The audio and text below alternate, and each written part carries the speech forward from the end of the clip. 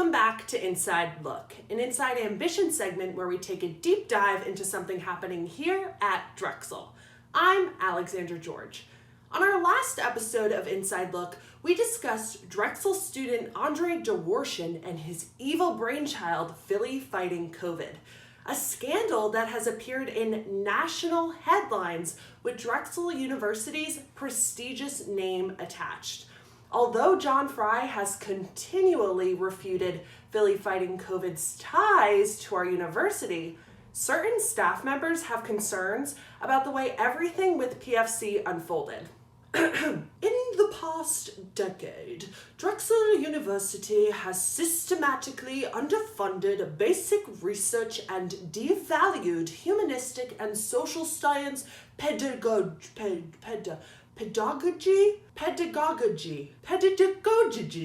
in favor of academic capitalism and corporatizing knowledge. I see you STEM majors. I don't know what any of that meant either. That quote is from a letter drafted by a group of concerned Drexel faculty in response to Drexel's reaction to the PFC scandal. They reached out to various media outlets, including us here at Inside Ambition, to spread their message. Now, let's take an inside look.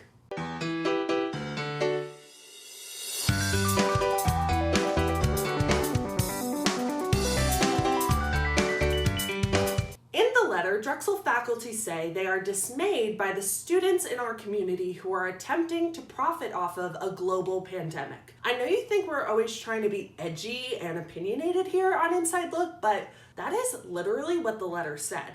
Today we are going to address several of the claims mentioned in this letter.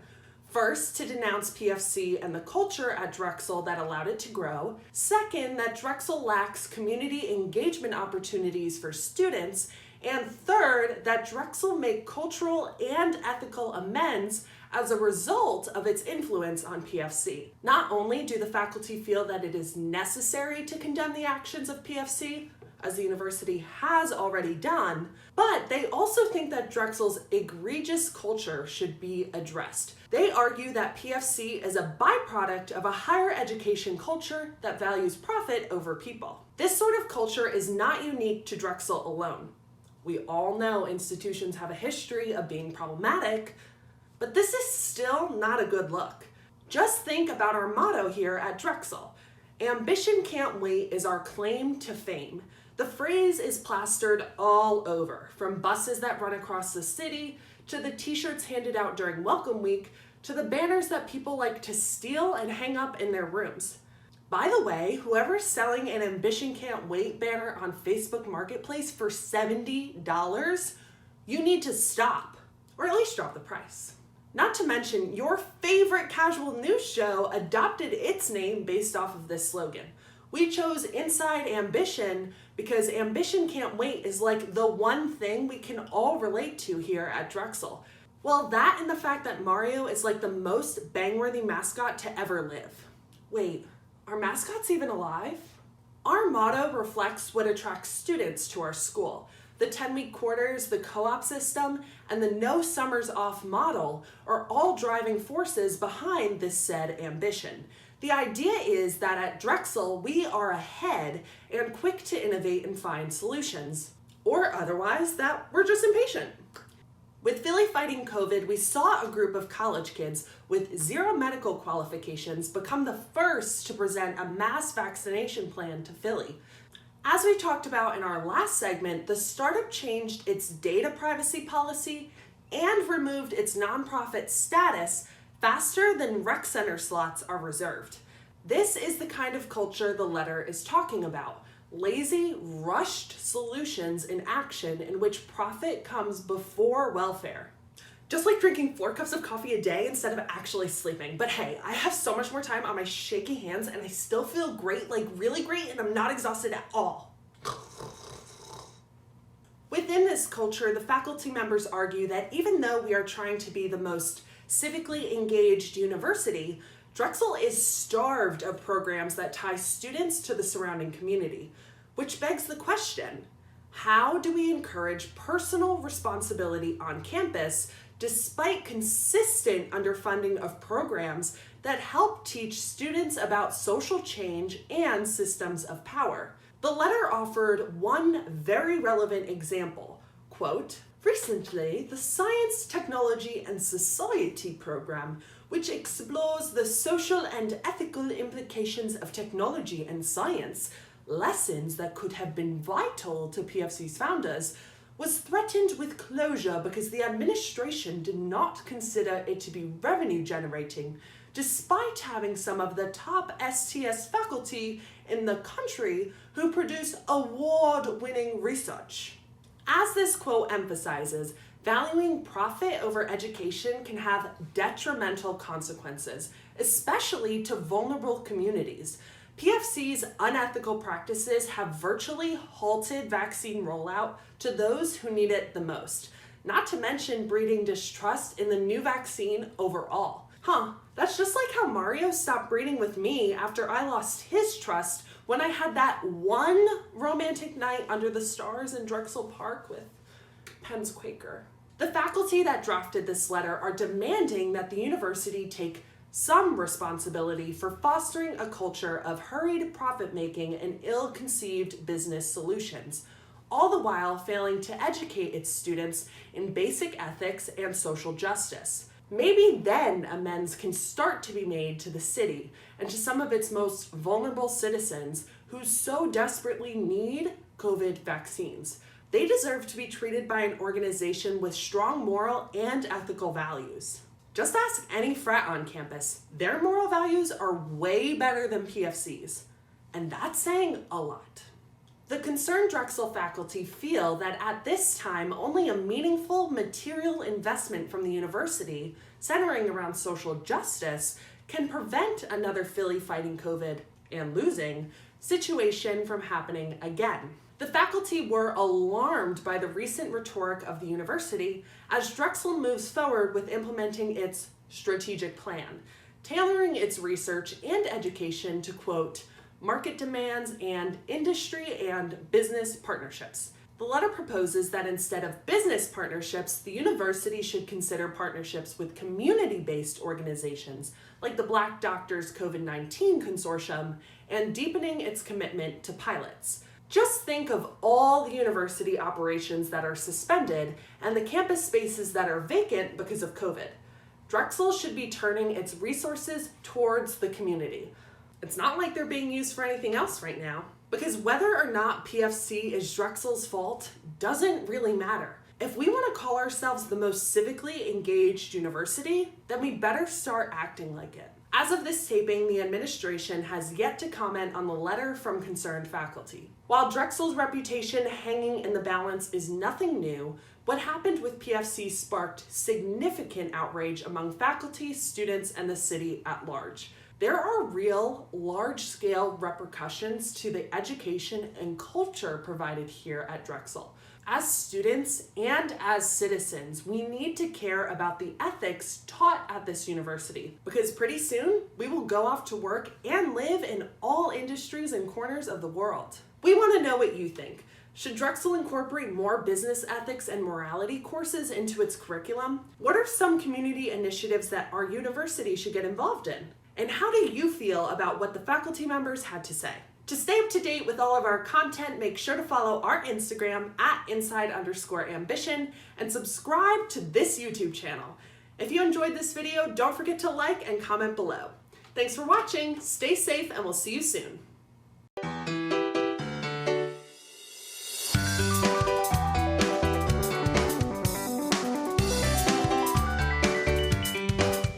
Hey Dragons, it's Paige here with your weekly Thunder Index, where we discuss all things science, storms, stars, and sustainability. Per usual, let's head into this next week of weather. You can say goodbye to those snowmen because it's finally starting to warm up around here.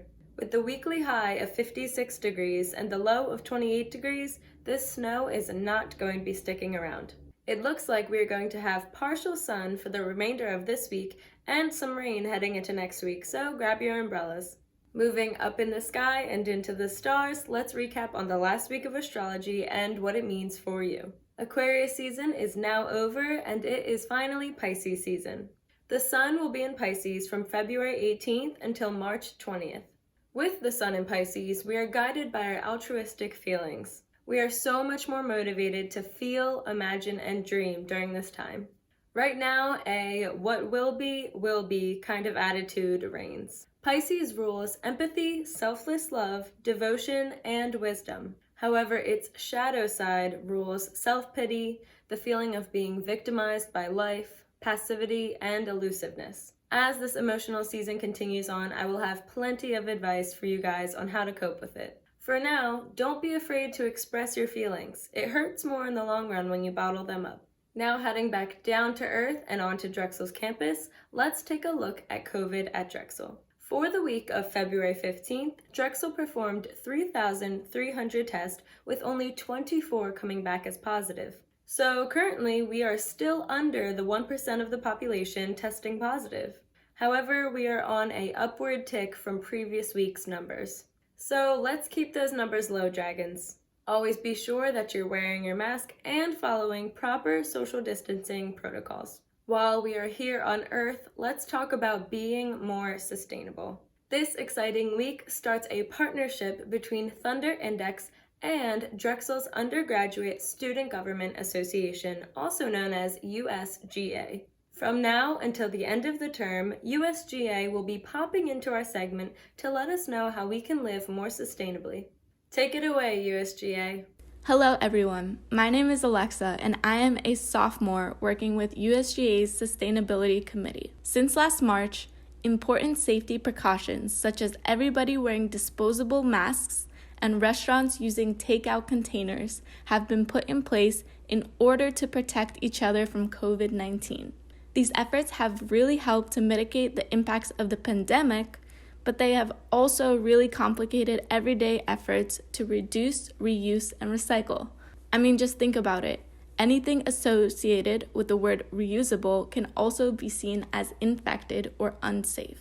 This is why USGA's Sustainability Subcommittee has put together a few tips on how you can practice sustainability right from your dorm, apartment, or home. Number 1, unplug any unused devices from outlets, especially before going to bed. Also, make sure to switch off any lights when leaving your room. This allows you to reduce your energy use and decrease any waste of electricity. Number 2, when you're grocery shopping, stray away from the plastic bags and opt for reusable bags instead. Normal plastic bags will usually end up in our already crowded landfills or endanger wildlife. Additionally, it could take a plastic bag up to 500 years or more to degrade in a landfill. By using reusable bags, you're helping reduce the negative impact of plastic bags on our environment. Number 3, use washable, reusable masks. Wearing disposable masks every time you need it creates a great amount of waste that can be avoided if you are just able to wash and wear reusable masks. Number 4, invest in a reusable water bottle and/or Brita filter and limit the use of plastic water bottles, which will also save you money in the long run. Also, quick tip, Starbucks has just restarted its 10-cent discount on customers who bring reusable cups. So, bring your reusable coffee tumblers to Starbucks. Number 5, try limiting the use of driving your car and walk when you can or bike when you can. Greenhouse gases from transportation are the largest contributor of greenhouse gases in the United States. The less vehicles we have on the road, the better for our atmosphere. Take advantage of your school's shuttle bus service or your city's public transportation instead of driving. Of course, if you're doing this, be sure to wear a mask and take any other safety precautions needed. Number 6, limit your use of disposable or single-use plates, cups, and utensils. When it seems appropriate, you can even bring an extra set of utensils from home. Similar to plastic bags, disposable cups and plates often end up in landfills. Our landfills are filling up fast, and we're running out of space, so the less trash we can all produce, the better. Number 7, be mindful of what bins you're throwing your trash into. For example, all of the floors in the residence halls have recycling bins. Are you recycling correctly? Number 8, do your laundry with cold water when possible. Cold water saves energy, and for most clothes, you won't even see a difference. So why not make this easy switch and be more eco-friendly while doing something we all have to do? Number 9, get creative with your green thumb and add a plant to your room. Plants help to improve your air quality without using aerosol or other harmful room fresheners. So let's get planting, people.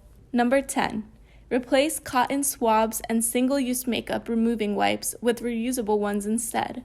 You'll be surprised to learn how much waste you can reduce with just this one simple step. Well, that's a wrap, folks. Just a few key takeaways from our video. Avoid anything excess. Stick to reusables when you safely can, and use your consumer power to push for change. These all seem like simple changes, and that's because they are.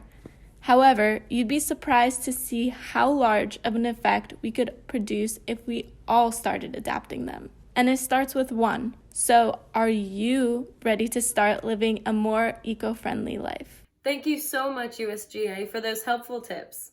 Let's make it our goal, Dragons, to incorporate those into our everyday lives. And while we're on the topic of green, let's take a look at Paige's plant of the week. This week is a Gerbera daisy. Gerbera jamesonii, also known as the Gerbera daisy, is a plant that originates from South Africa belonging to the aster family. This makes it pretty close to a sunflower. When growing naturally outdoors, these plants can be up to 10 to 18 inches tall with a spread of 1 to 2 feet. When placed indoors, this plant is useful in removing benzene and a mood-boosting beauty to add to the home. However, keep in mind that because of its South African root, the Gerbera daisy does best in higher temperatures such as 75 degrees or hotter. And that is all of the science, storms, stars, and sustainability that I have for you this week, Dragons. It is always thundering in Philadelphia. Thanks for watching, and I'll see you next week.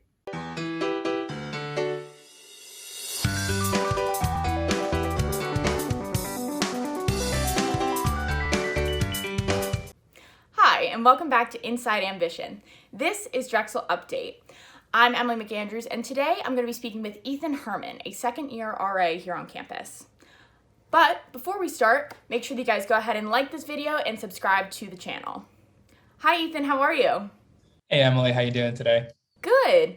So I guess let's just start out by telling us a little bit about who you are. I'm a third year out of 5, so I'm a pre-junior here at Drexel. I'm an economics major, and I'm going to be getting a Spanish and communications minor as well. This is my second year on staff as an RA. I've been at Bentley Hall both years, both pre-COVID and now during COVID. And I have applied to be back in the RA position next year, and will probably do so until I graduate. Amazing. So tell us a little bit about what your responsibilities are as an RA. As an RA, you serve, you have a floor of residents you take care of, and they're freshmen. And your job is to kind of help the transition from high school to college and kind of be a presence on the floor. You're not like babysitting them, but if they have any questions, you know more about Drexel than they do, and you're also trained to help them. So we kind of serve as the mediator, or just like the resource guide for your floor of residents, along with helping out on a building-wide staff. Nice. So about how many residents do you have this year? This year I have 19. Okay.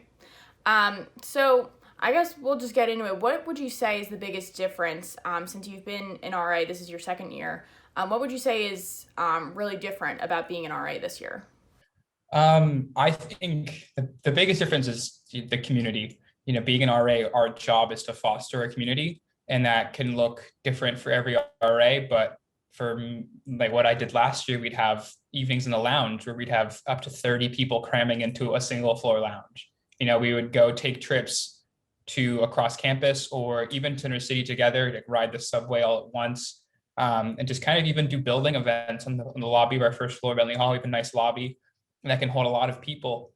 And that kind of really just creates a wonderful community space and an environment that you want to be in and live in. And with COVID, we have to be distanced even on our floors. I can't really see my residents that much. And even when I do, I have to be at least 6 feet apart wearing masks, and I can't really see their facial expressions, or can't really gauge as well as how they're doing than I could during a pre-COVID time.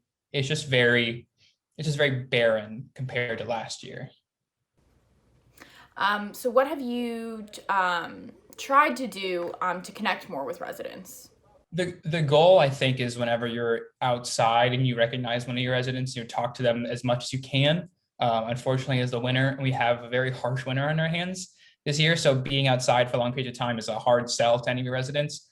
Not being afraid to reach out through GroupMe, or if you want to create a Snapchat group or like an Instagram group, and also just being a presence on the floor. You don't really go much anywhere. And so if you're going to get water or throwing something away on your floor and one of your residents sees you, being just willing to like, hey, how you doing? How's your week going? As simple as a hi, hello will go a long way these days. So what's something hugely you've learned from your experience in this position? I think last year and this year have different learning objectives. Last year, my goal was to learn how to be a leader among people who were my age. Yeah, I am a little younger for my year. I don't turn 21 until April. So I was 19 and like a half, not even, when I started being an RA, and I had residents who were 18 and 19. And it's hard for people to take an RA seriously sometimes if they're like, oh, I'm only 6 months younger than you. And so my goal is, how do I have myself established as an authority figure and also a resource and a mentor role while only being a handful of months older than residents. This year being 20, and I have a majority of my residents are 18, there's a little bit more of a gap. This goal here, I think, is to be as helpful as I can in whatever facet that forms. Some people are very well off in their routines and they do everything every day, and they don't have to worry about COVID as much because they're more introverted. They have their systems down pat. But if some people, COVID's a hard time for anxiety and also just for social interaction. Even a small text thread can go a long way for a person. So I think it's my goal this year was, how do I make myself as available as possible? And that's just I think even if it's just, picking up the phone a lot more than I need to, but still being available for residents, that I'm doing my job. Yeah, and I think that'll become a lot easier as we head into the spring and it gets a little nicer. Moving in the winter certainly is tough, to say the least. But of all of it, is there any particular favorite memories or things about being an RA that really, that have really meant a lot to you? Yeah, I think it was actually a very bittersweet moment. It was, I had the pleasure of having a wonderful floor last year at Medley Hall. I had 52 residents last year, created by 19 this year. And I had a co-RA named Miriam, who was with me on the same floor. And right when everybody had to leave in March, the world was shutting down, so to speak. And we needed to know when they were leaving, if they were staying, if they're going to stay for how long. So there's a lot of frantically sent text messages and threads to the group and individually. But as everybody was kind of trickling out and leaving Drexel, they all individually kind of sent messages of thanks to me and Miriam. And it really just meant a lot to us. Sometimes we wonder is what we're doing affecting our residents? Is it creating a positive community for them? We can only tell by the interactions we have, but we don't know if they're just putting on a face, being nice, our RAs are doing this, we have to kind of be nice to them. We never know if it's just that. But seeing those heartfelt messages come through as they were leaving Drexel, realizing their freshman year was over and that was the last time I was gonna be the RA, I think that made me feel really proud and accomplished to know that the work I was doing was in fact paying off and helping them out a lot. Well, that's great to hear. It definitely it's definitely nice to hear that you were loved by your residents, and hopefully as things get better, this year can do it, and as you continue on, you can continue to have some amazing residents and be an amazing RA. But so thank you so much, Ethan, for coming today. Thanks for giving us this amazing perspective. Certainly is a tricky time, but I've totally enjoyed talking to you. Thank you so much, Emily. I appreciate having me on. All right, and that's it for Drexel Update this week. Again, make sure you guys go ahead and like the video and subscribe to the channel. See you next week.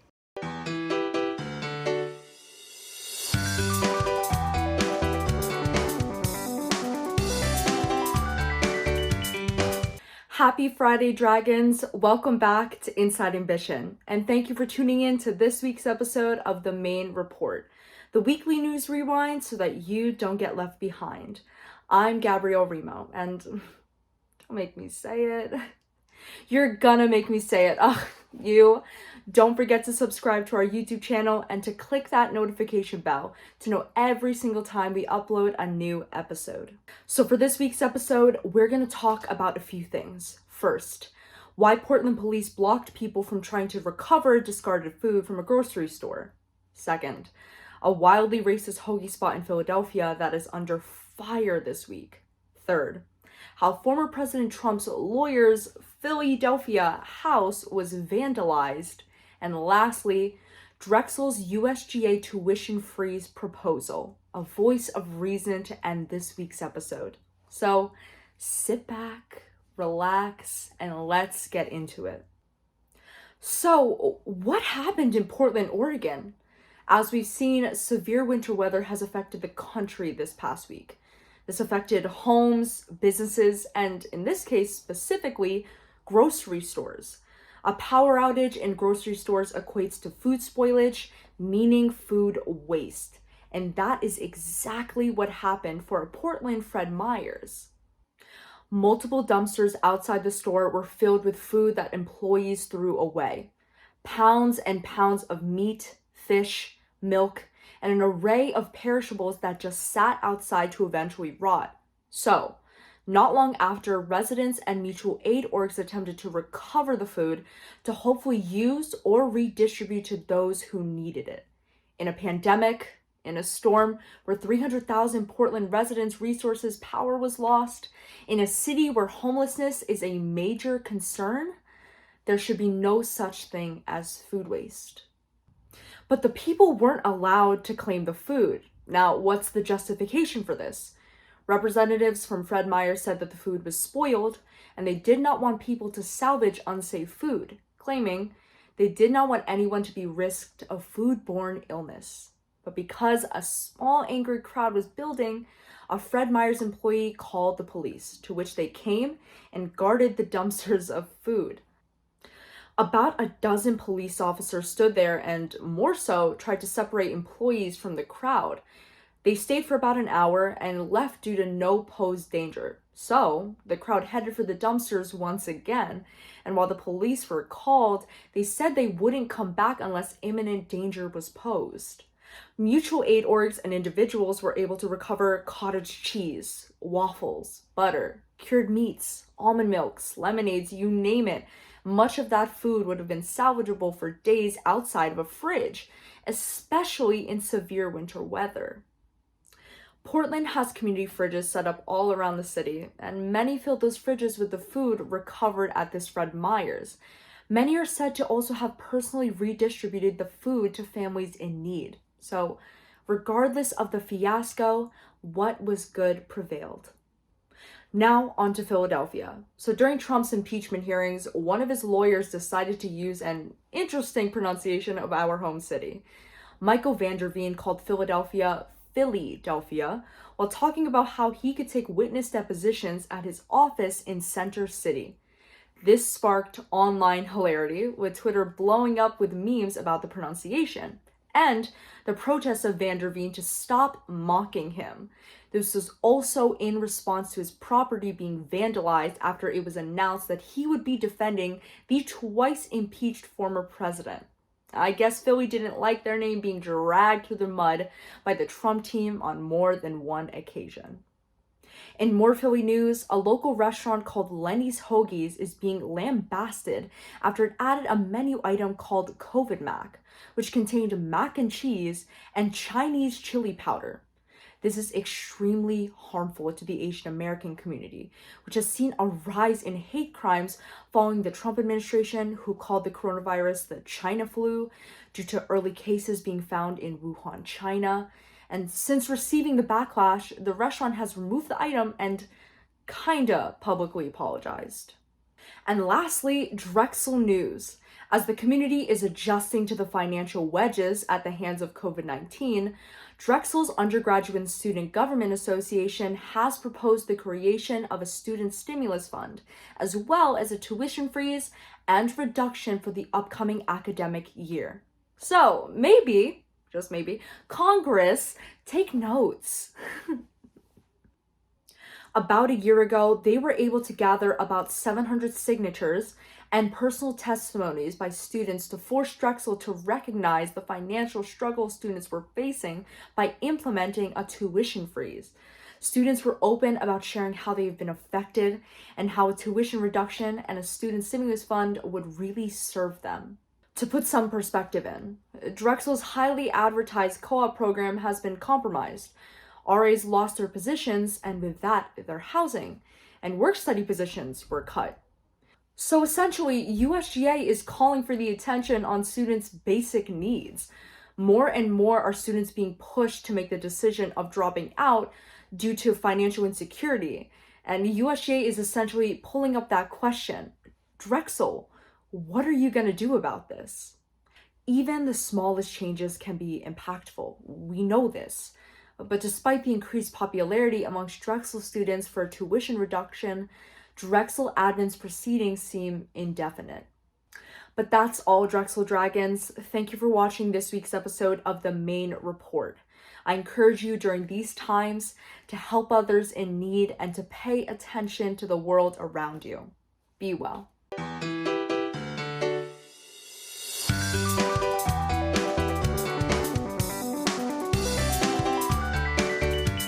Hi, I'm Lizzy Friedman, this is Inside Ambition, and you're on 34th and Art, the place where we talk all things arts and entertainment in and around Drexel University.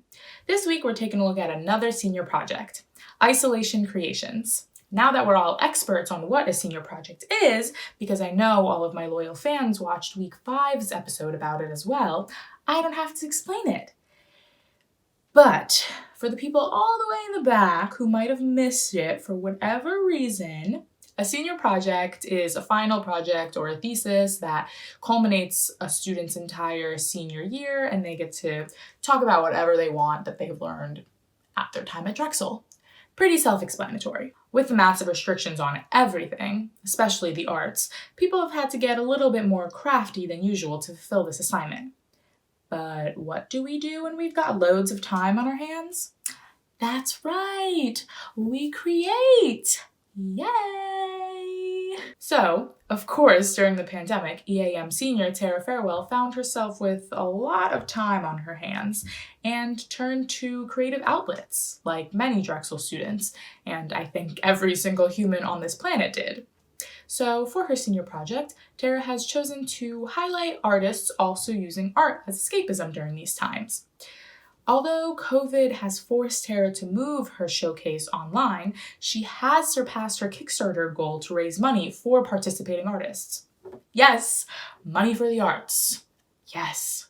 The virtual art showcase highlights student art including theater, film, and design, and doubles as a fundraiser for Rush Arts Philly, a nonprofit organization dedicated to exposing inner city kids to the arts, which, as we talked about on the show before, is very, very important.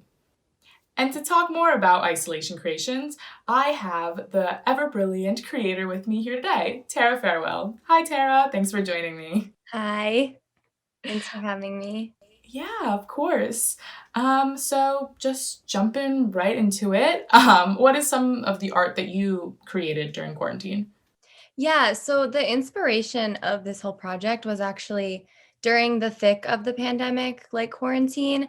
I was living with my boyfriend and I watched him and his friend create an entire album from scratch without even seeing each other. And then I was like in the same room at the same time, doodling and drawing, and I helped create some of their videos.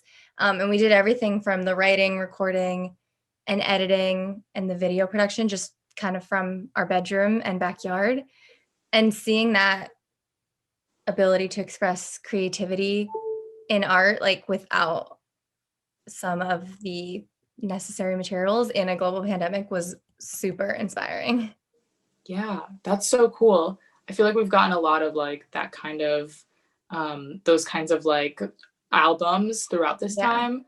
I know Fiona Apple's new album was kind of like that, which like that was like my quarantine anthem, that whole album. And like I love it. You can like hear her like the ambiance of just like her house like in the background, and it like adds this kind of like cool element to it that like it was created in people's houses like all on their own. Yeah, there's so much that you can do from home. My roommates and I have my sewing machine. I learned how to sew over quarantine. We've been doing clay pottery, we've been painting, all of the above just to have some sort of expression while we're stuck inside. Right, right. That's really great. And I mean, yeah, obviously it's creating some amazing pieces of art that like can create a whole showcase like your project is doing. That kind of goes into like how your curriculum through EAM and your concentration kind of helped you create this project. Yeah, so I was kind of stuck in the situation of having to do something virtual. I'm graduating in winter term and I wasn't sure if things were going to look up, and obviously they haven't. So I kind of was trying to brainstorm how I can bring my cinema and television experience, but also my love for just arts in general together. And so I kind of decided to make this live stream where I can take my editing experience and put it into a live stream form, sort of like a kind of telethon TV show that I've seen throughout my time at Drexel, but then also my personal passion for just any form of art and expression. So It's been really cool. Yeah, that is really cool. And that's great that you get to like culminate all of this stuff that you've learned and have seen and just like make your own thing that like you want to have your name on. Yeah, there's been a lot of like things that professors have told me that have just gone over my head. And then I'm doing this project, the first like real application of my major. And I'm like, oh, they're right. Right. Yeah, it doesn't like click until like it's actually being practiced. Yeah. Besides having to go virtual, obviously, what were some other like obstacles that you kind of hit while making this and like how you kind of navigated through them? Yeah, I really had the goal of paying like artists. Right now, we are in is such an unprecedented time, as everyone is saying. And the first thing to go is always the arts. It's not a necessity deemed by individuals. So a lot of artists are out of jobs, but they're still, as my showcase explores, creating work, but they don't have anywhere to put it and they're not getting an income. So my goal was to not only like showcase their work, but also get them paid for their work. So as I don't have much of a budget myself, because I'm also an artist, I didn't have the funds for that. So I started a Kickstarter and I have raised enough money to be able to actually compensate my artists for the work that they're doing right now, which has been very exciting. And I was very grateful to be able to do. Yeah, that's awesome. I mean, I love hearing about artists getting paid because I feel like it happens way too little.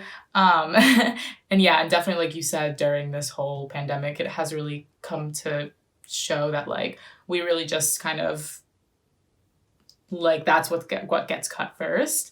But at the same time, that's what people are consuming the most of. And like turning to in these trying times to like help them. So it's like, you know, where's that disconnect of like how it's economically funded and how like actually socially important it is? Exactly. Yeah. Well, I know that you are also doing this as a kind of benefit for Rush Arts. So what kind of drew you to that organization? Yeah, so I over the last few years have kind of realized that I want to take my education experience from Drexel and maybe be an educator myself. And one of the big things for me is always arts education. I grew up outside of Harrisburg and we didn't really have an arts fund. We had STEM and sports. I didn't have art classes. We didn't have a theater program. I played in the band, but that was it. And so something that's been really important to me is arts education. And so I knew that I wanted to have a benefit of some sort. And so I did a lot of research and I found Rush Arts, and they're a nonprofit that are super cool. They are into just exposing art of all capacities, but they also have an education department that is super important in immersing a lot of inner city Philadelphia kids in the study of art and the practice of art and providing materials for them to be able to explore their creativity. And it's really cool. Yeah, that is really cool. And I love to hear about organizations like that. I actually hadn't heard of Rush Arts until I was like learning about your project. And I think that really ties in well with your whole theme of like creating at any time and like how important that is. And like, we do need more access to that for the youth. This has just been very important that these communities are coming together. Yeah, most definitely. I think that's great to like bring light to. I think this is a great way of doing that. Yeah, that's awesome. So on a little bit of a different note, what piece of art are you kind of most excited to showcase? Yeah, there's a lot. I have a friend who I used to work with, Bailey. They are super cool, and I've been watching them throughout their quarantine making rugs. I don't know if you've seen on TikTok people making rugs and tufting rugs. So they make tiny little wall art rugs, and they've just been selling them on Instagram, but they're just super cool. And I think it's a different type of art than I think people will expect. It's a more textile type of art, and it's just really cool to see more than just film and theater and music. And it's something that they have just taught themselves and they've been doing, and it's really cool. How can we support and view into Isolation Creations? So you can follow us on Instagram at isolationcreations_showcase. And we'll be adding more details coming soon of all the artists, the schedule, the website, and information of how you can support both the artists in the showcase and Rush Arts Philadelphia, our benefit. You can also tune in on March 6th at 2 p.m. on YouTube to see our live stream. Great. Yeah, I was just going to ask if it was going to be like a live stream, if it was going to be like you watch it whenever kind of thing. Yeah. So it'll go live on March 6th, and then it'll stay there permanently. So if you miss it, you can check it out afterwards. And yeah. All right, Tara. Well, thank you so much for joining me here on 34th and Art today. I can't wait to tune into Isolation Creations. Thank you for having me. Art and creativity has been the connector for people during these troubling times. I don't know a single person that hasn't picked up a new artistic hobby. We all have this artistic side to us. It's just a matter of finding the time and expressing it. Let me know in the comments down below what arts and crafts hobby you picked up during quarantine. Mine was embroidery. See? Be sure to follow at isolationcreations_showcase to find out more about this project. Thanks for sticking around here today. Be sure to give us a follow on Instagram at inside_ambition and subscribe to us right here on YouTube for all the latest and more. I'll see you next time right here at the same address. Ta-ta!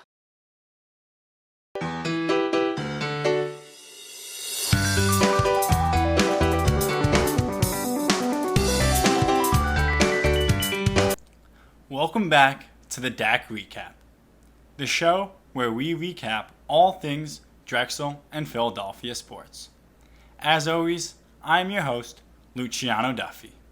Now, let's jump right into it. Welcome to spring. Yes, I know. Spring doesn't officially start till March 20th, and the Drexel spring term isn't until the 29th of March. However, in terms of sports, spring has sprung. The weather is getting warmer, games are being played outside, and baseball players are heading down for spring training.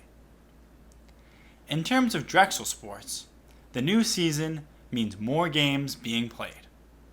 Last week, the women's soccer team had their home opener postponed, while the field hockey and men's tennis teams also had their scheduled road games postponed as well.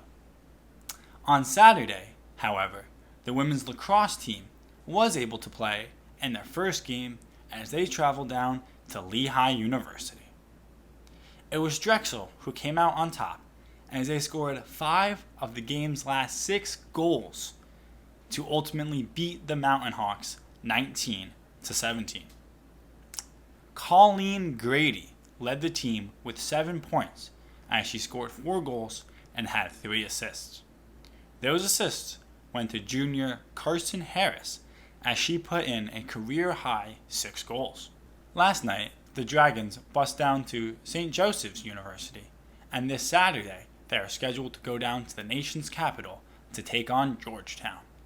Also last Saturday, the girls' basketball team handled Townsend 71-55. In the first half, the Dragons held the Tigers to just 18 points. On the flip side, Drexel was able to drop 21 in the first quarter alone. Kayshana Washington led the scoring for Drexel as she scored 19 points. On Sunday, it was a different story, as this time it was Townsend who scored 70 plus points as they won 77-62. Fouls is what did Drexel in, as they committed 23 of them that led to Townsend grabbing 21 free points from the line. The girls will return home for their final 2 games against JMU this weekend. On Saturday, it will be Drexel's pink game. On Sunday, it will be the last regular season game as they try to better their position for a CAA championship run. As for the men's basketball team, they haven't played a game since February 7th. They hope to get back on the court tomorrow night as they travel down to JMU. This is their last scheduled regular season game as they wait for the news of if any of their 11 postponed games will be played this season. If not, they're on to the CAA championship as well. Going back to Dragons that actually got to compete last weekend. Last Sunday marked the official start of the men's soccer, men's tennis, and women's soccer teams' seasons. The men's soccer team had the best result of the bunch as they shut out Nova 3-0. Senior Lailu Darnaju led the way as he scored 2 goals for the Dragons. This Saturday, the boys will head over to SJU for their second match of the season. As for the men's tennis team and the women's soccer team, last Sunday was much less rewarding. Both teams traveled and subsequently lost to NJIT. The women's soccer team will be playing today, February 25th at 3:30 versus the Wildcats of Villanova, right on Vitus Field. As for the men's tennis team, they will have to wait to this weekend in order to bounce back from their opening season loss.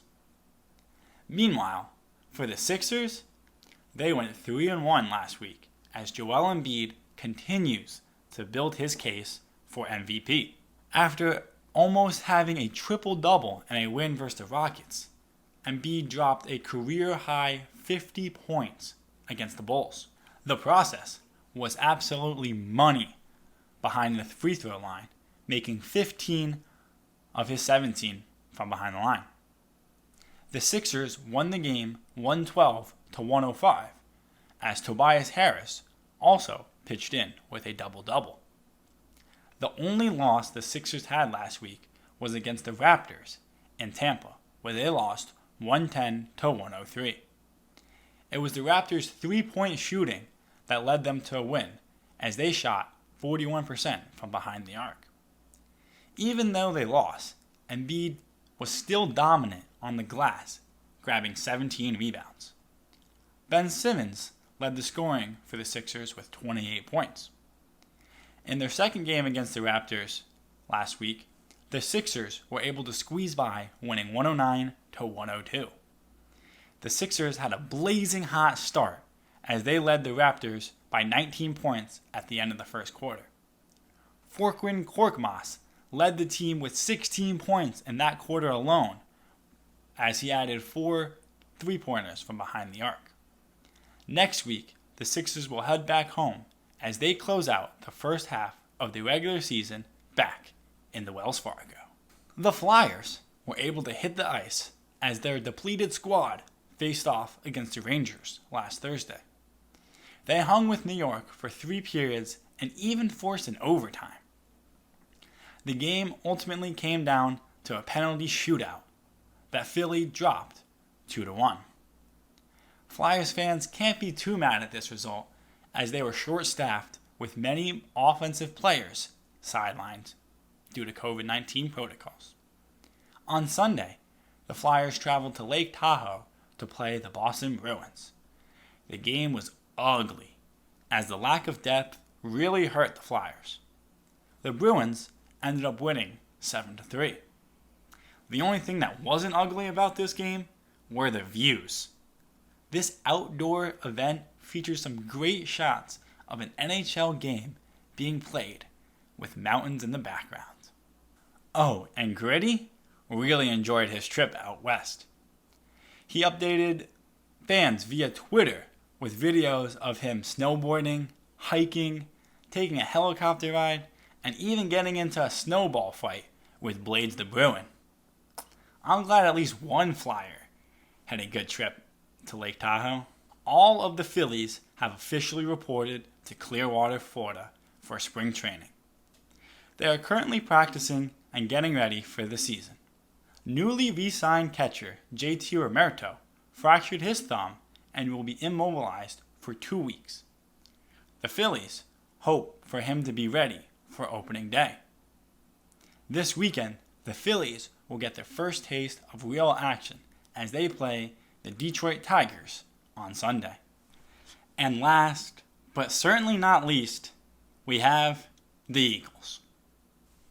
No real news has happened surrounding the organization in the past week. I'm kidding. By now, I'm sure you've heard that Carson Wentz has been traded to, surprise, surprise, the Indianapolis Colts. Reports later deemed that the Colts were the only team vying for Wentz, as the Bears dropped out weeks ago. Now, let's try to make sense of this trade. In return for Carson Wentz, the Eagles gained the Colts' 2021 third-round pick, as well as a conditional 2022 second-round pick that has the potential to become a first-round pick.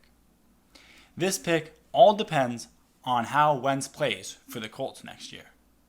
The more games and snap he plays, the better of a chance the Eagles get at getting that 2022 first-round pick. The only problem is, the better the Colts play, the lower the pick will be. If I had to guess, I would say that this pick will fall between 15th and 42nd overall. The best case for the Eagles is that Wentz plays the 75% of snaps needed for the second round to become a first round, but the Colts aren't good enough to make the playoffs, resulting in a higher pick for the Birds. The conditions lead me to believe the Eagles will either get a late first round pick or an early to mid second round pick. Oh, and I forgot to mention, the Eagles agreed to take on over $30 million of dead cap from Wentz's contract in 2021. I'm so glad that the Eagles' negative $42 million cap situation is improving. In Indianapolis, Wentz reunites with former Eagles offensive coordinator Frank Reich. He also gets to play behind one of the league's best offensive lines that only let up 21 sacks last year. For reference, the Eagles' O-line gave up 65 sacks last year. Yikes. At the end of the day, this trade made me feel, well, bleh. On the one hand, I'm happy for Wentz, as he embarks on a new chapter in his career in what seems like a better situation for him. I am also happy that this whole limbo QB controversy thing is finally behind us. Or is it? On the other hand, I'm sad to see Wentz go. He is still young and full of potential. Franchise QBs do not grow on trees, and Carson Wentz was a special player in many Eagles fans' eyes. His work off the field and jaw-dropping plays in the link will never be forgotten. Overall, it was the right move to trade him. But the what ifs will linger forever. Best of luck in Indy, number 11. As for the rest of the roster, the Eagles continue to make moves. They will be releasing wide receivers Alshon Jeffrey and Deshaun Jackson. Both players had their own respective mini legacies in Philadelphia that are quickly being masked by negative recency bias. The pair only played 2 games together in the 2021 season. At their respective age and contract, it is safe to say that neither player fits into the Eagles' long-term plans. Be on the lookout for Zach Ertz to be traded next, as the Eagles continue to blow this whole thing up. That's all for the DAC Recap. Don't forget to subscribe to our YouTube channel and follow us on Instagram. I'll catch you next week.